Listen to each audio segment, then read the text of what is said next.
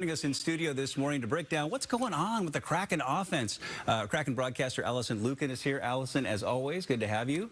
Thanks for having me, as always. All right, so let's talk about Kailer Yamamoto. I love his story, a kid who grew up in Spokane and was a first-round draft pick of the Oilers, I believe, and now in Seattle. And he really does bring the energy. You chatted with him before the game yesterday. What do you have to say? Yeah, you know, you look at this player, and he's a little bit smaller in size, but that doesn't stop him from bringing that energy. He has tremendous ability to get to the dangerous net front areas of the ice. You saw the shot as well. His finish there was incredible. So really some nice talent coming and joining the fourth line. Absolutely. That fourth line does have energy. They seem to be overperforming. The first line may be underperforming a little bit. Is that safe to say? What's going on with the offense? Yeah, I think, you know, Dave Hackstall, the head coach, talked to us about this and said he really wants to see his team get into those dangerous areas, like we talked about Kailer Yamamoto doing last night. And that's hard. That's hard work to get in there and push against bodies.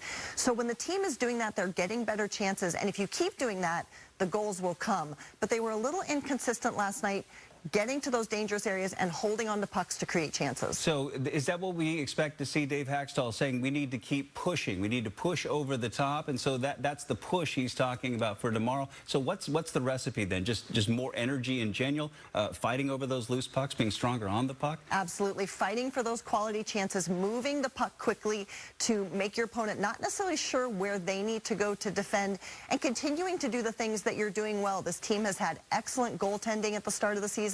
The penalty kill has been perfect. Yeah. So there are some things to lean on and fight the urge to start worrying or thinking that there's any reason for panic. Okay, so the Kraken back home, not exactly a get-right spot as they take on the Carolina Hurricanes, another really good team coming in here tomorrow night. What do you expect in this one? Well, Carolina is a fast team. They're a really good defensive team as well.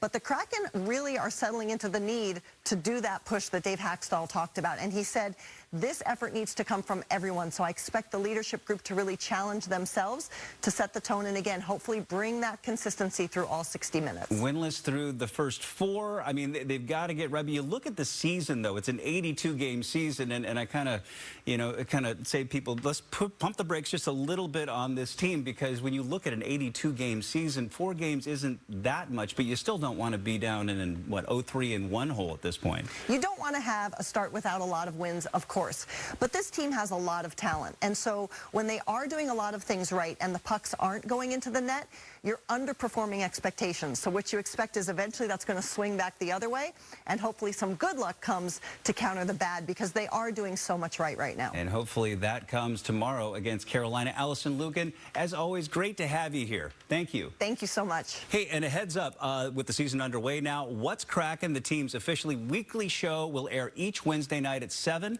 starting next month. What's Kraken debuts Wednesday, November 8th, right here on Fox 13.